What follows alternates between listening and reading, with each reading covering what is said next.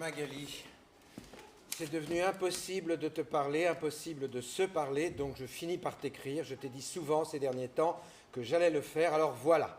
Je ne vois plus bien comment faire autrement. On est dans une chose qui s'apparente à de la survie, où on tient pour tenir, je ne sais plus très bien pourquoi. Sans doute par peur de s'effondrer, chacun de son côté, et si on se mettait à être l'un sans l'autre. Sans doute par peur de se séparer parce qu'il y a loup. Mais rester parce qu'il ne reste qu'un enfant entre nous, disons comme chose commune, c'est probablement une connerie totale, je suppose, à terme. La misère sexuelle dans laquelle je vis avec toi depuis maintenant presque 5 ans m'est devenue insupportable.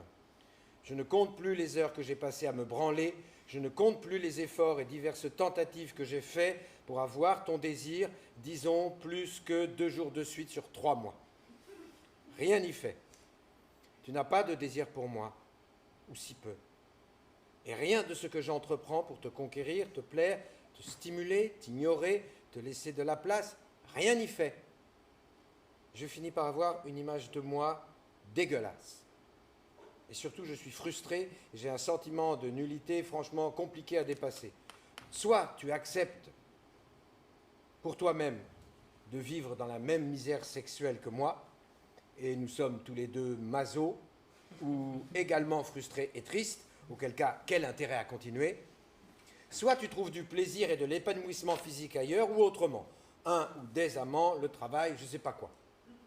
Dans tous les cas, et quoi qu'il en soit, ton égoïsme, ta lâcheté, ton absence profonde de compassion, ton incapacité à te décentrer de toi-même, ton goût prononcé pour la mise en scène de tes propres états, ton incapacité organisationnelle, ton absence de reconnaissance, ta tendance à manipuler, me manipuler, ton avarice profonde, ta duplicité, ta faculté à te victimiser plutôt que de reconnaître le mal que tu peux faire, ton goût pour retourner la réalité des faits en ta faveur, ton goût pour l'hystérisation des rapports plutôt que pour la prise de conscience de la réalité, ton refus profond de la remise en question, ton absence de capacité d'initiative, ton absence d'enthousiasme devant les choses petites comme démesurément grandes, tout ça fait que je ne te supporte en fait plus du tout.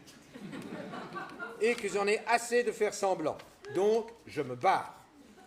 Et dans le fond, comme je suis absolument convaincu depuis bien longtemps déjà d'être cocu jusqu'à la moelle, en plus de tout ça, je n'ai pas du tout, mais alors pas du tout envie d'être sympa.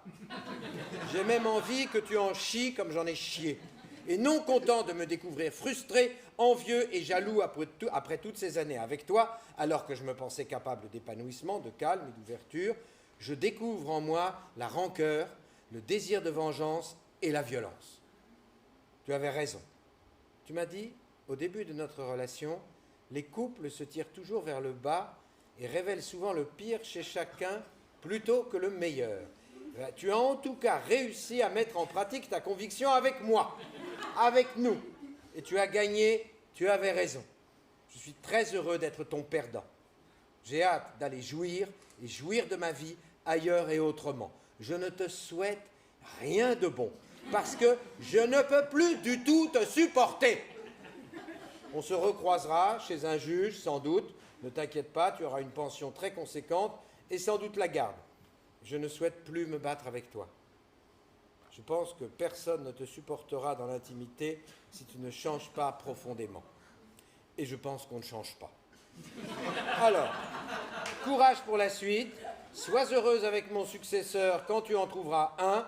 Je t'envoie toute ma détestation avec une joie très acide et très profonde. Et bonne soirée, Alexandre.